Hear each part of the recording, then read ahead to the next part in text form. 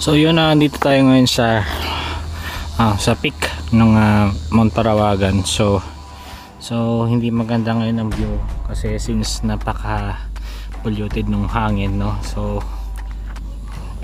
ikot tayo. Yan. So ito yung aking bike, no. So ang Parawagan ay may taas na 480 miles above sea level, no. So ang haba niya is 5.44 km mula sa Arco sa sitio. Ito ay sitio Sapa, no. Sitio Sapa, Barangay San Rafael, Rodriguez Rizal. So pwede mababa lang yung timberland at maiksi lang yung course. Hindi katulad dito sa Parawagan, no. So advanced to professional level yung yung difficulty niya. Sobrang lawak niya actually. Punta kayo dito, siguro mga hindi mainit, siguro medyo mababa pa, no. Yan, napaganda rito.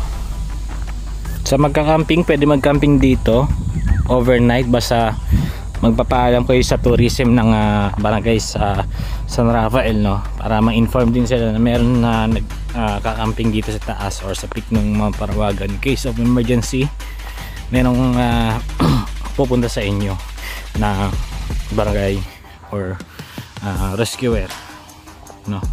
Makikita nyo. So yun, bababa tayo sa bundok ngayon. So ito yung aking bike. Labas tayo ng pressure para hindi mahirap sa baba.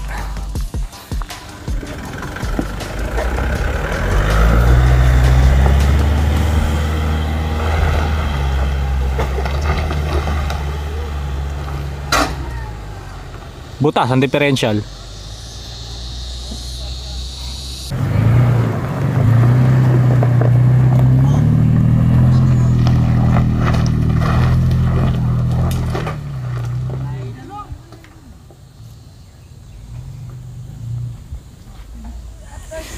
So ito yung daan, papunta sa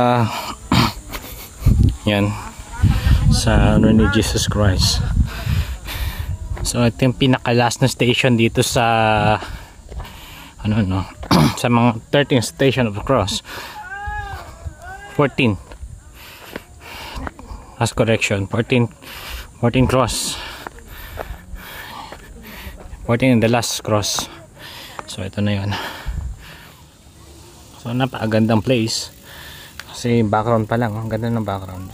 So ayan, may naghahagi sa mga barya for the wishes, mga barya.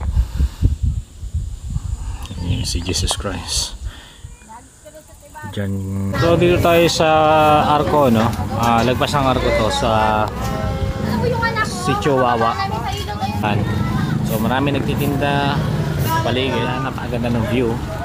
At maraming mga turista rin na pumupunta rito sa Wawa Dam. Iba ganda dito. Yan sa bundok na to, no. So maraming mga mountaineer na umaakit diyan. At ito yung bundok o yung bato na pinaghihiwalay ni Bernardo Carpio, no, sa alamat ni Bernardo Carpio. Ito yon actually, yung dalawang bundok. Ayan. So ayan yun, dalawang turista, no. So bawal magdala ng alak sa lugar ng Wawa Dam. So iniwasan lang kasi natin yung aksidente. So mga gustong pumunta, ang mga local ay walang bayad, no. Pero yung mga dayo, so magbabayad kayo ng ecological fee. Tip sa inyo kung gusto pumunta rito. So ingat kayo, guys.